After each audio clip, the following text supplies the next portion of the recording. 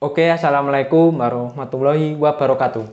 Kembali lagi di channel ini. Sekarang kita akan membahas timnas Indonesia yang berhasil mengalahkan timnas Kuwait dengan skor 2-1.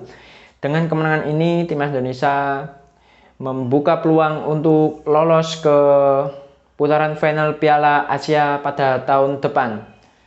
Secara permainan, timnas Kuwait mendominasi jalannya pertandingan dan mereka mendapatkan beberapa peluang tetapi berhasil digagalkan oleh para pemain bertahan dari timnas Indonesia sehingga mereka tidak berhasil mencetak banyak gol.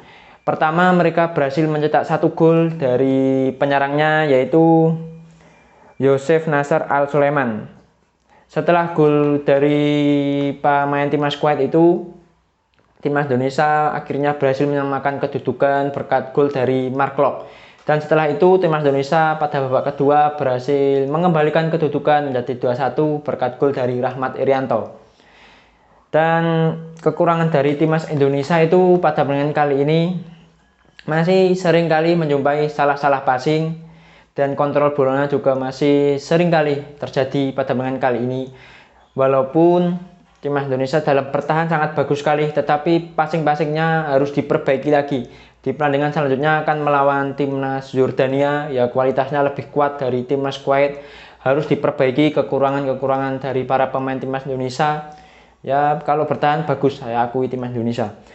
Permainan dari timnas Kuwait itu seperti saya bilang di video sebelumnya, mereka lebih mengandalkan bola-bola crossing karena postur tubuh dari para pemainnya itu tinggi-tinggi dan tendangan jarak jauhnya juga bagus-bagus dan terbukti seringkali membahayakan pertahanan dari timnas Indonesia, tetapi berhasil digagalkan oleh para pemain bertahan dari timnas Indonesia dan Nadeo bermain bagus.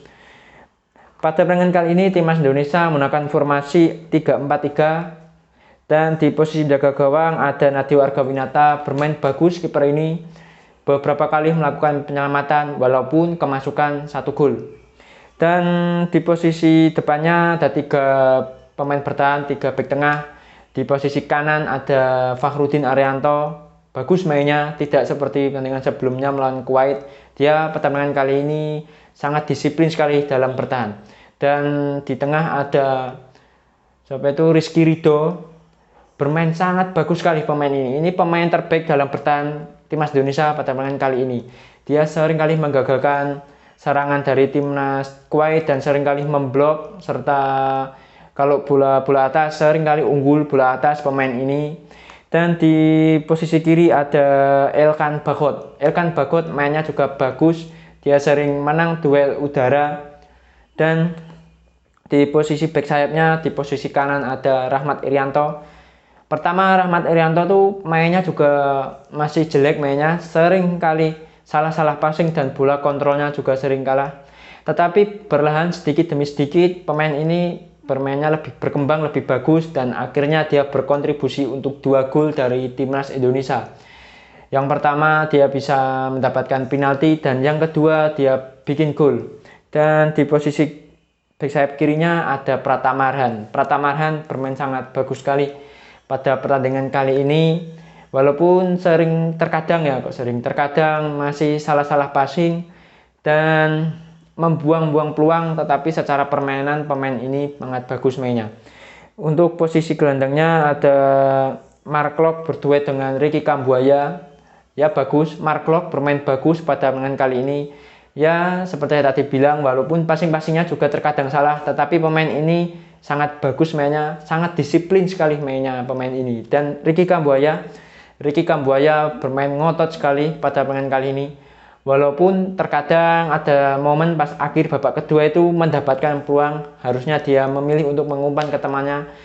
Tetapi sayang sekali dia memilih untuk masih memegang bola dan menendang dan akhirnya timnas Indonesia tidak berhasil mencetak gol. Sementara di posisi penyerangnya, di posisi winger kanan ada Sadil Ramdhani.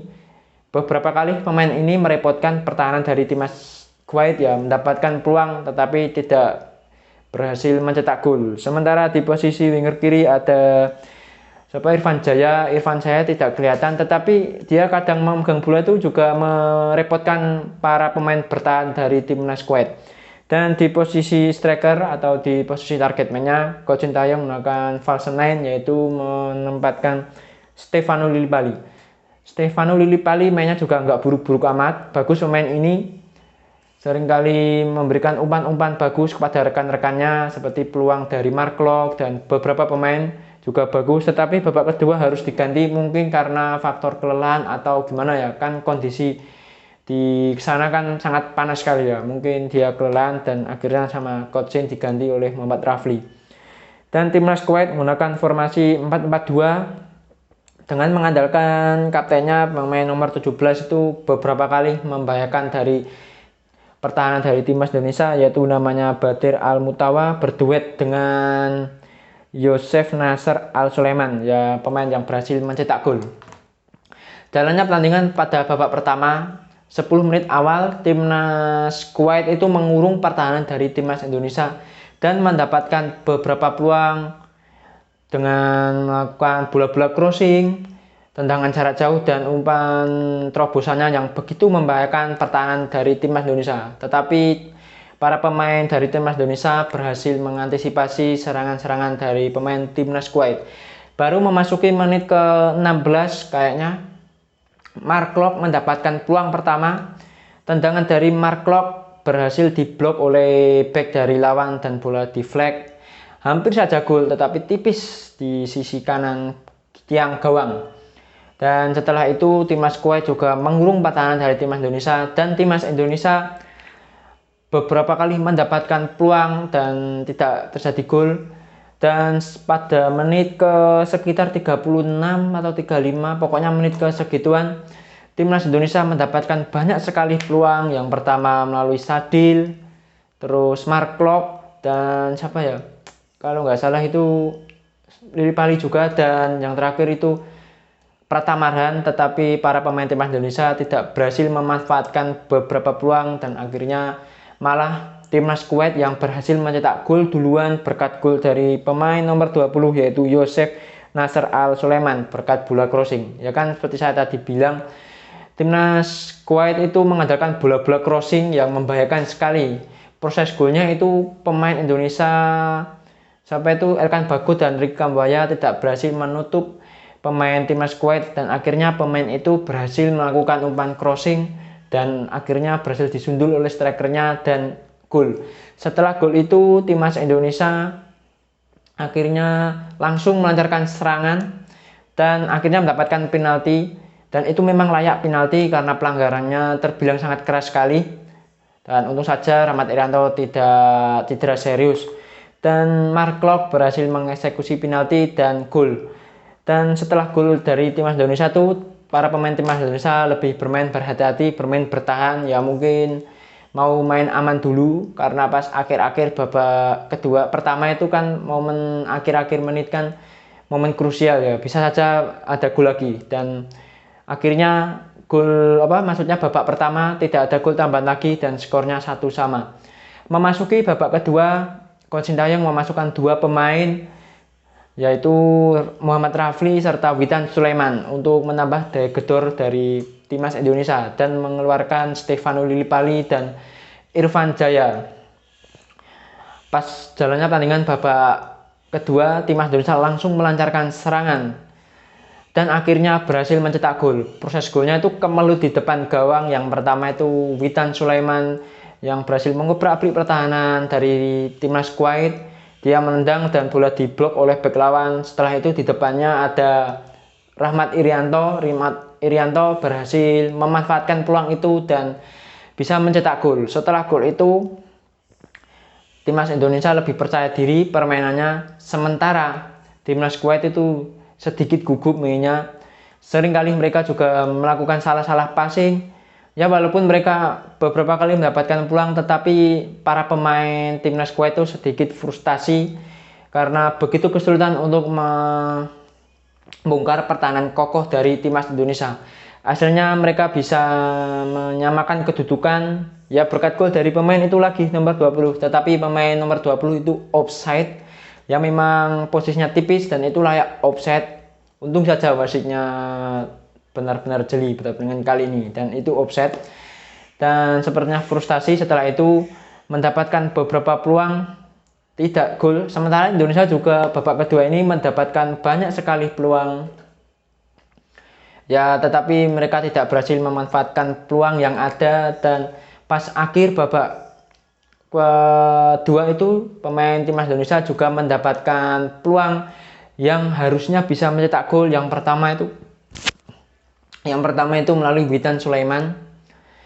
Witan Sulaiman menerima umpan serobotan dari Rahmat Irianto, tetapi sayang sekali Witan Sulaiman tidak berhasil memanfaatkan peluang itu dan bola masih melebar. Setelah peluang itu, timnas Indonesia mendapatkan peluang lagi, tepatnya pada menit ke 92 atau 93, pokoknya sekitar menit gitu, melalui Ricky Kambuaya. Tapi Ricky Kambuaya dia egois, harusnya dia mengumpan ke rekannya yang kosong itu, kalau nggak salah itu Sadil Ramdhani dan Dimas Derajat, tetapi dia memilih untuk menggiring bola dulu dan menendang bola sendiri dan diblok oleh bek lawan. Setelah itu Dimas Derajat malah mendapatkan peluang, tetapi tendangan dari Dimas Derajat masih melenceng jauh. Dan setelah peluang emas dari timnas Indonesia, timnas Kuwait langsung balik menyerang pertahanan dari timnas Indonesia. Tetapi timnas Indonesia, para pemain bertahannya sangat bagus sehingga berhasil menghalau serangan-serangan dari para pemain timnas Kuwait dan sampai akhir babak kedua skor 2-1 timnas Indonesia menang. Dan dengan kemenangan ini timnas Indonesia sekarang memuncaki klasemen dan poinnya 3. Dan sekarang ada pertandingan Yordania melawan Nepal, skornya itu 0-0.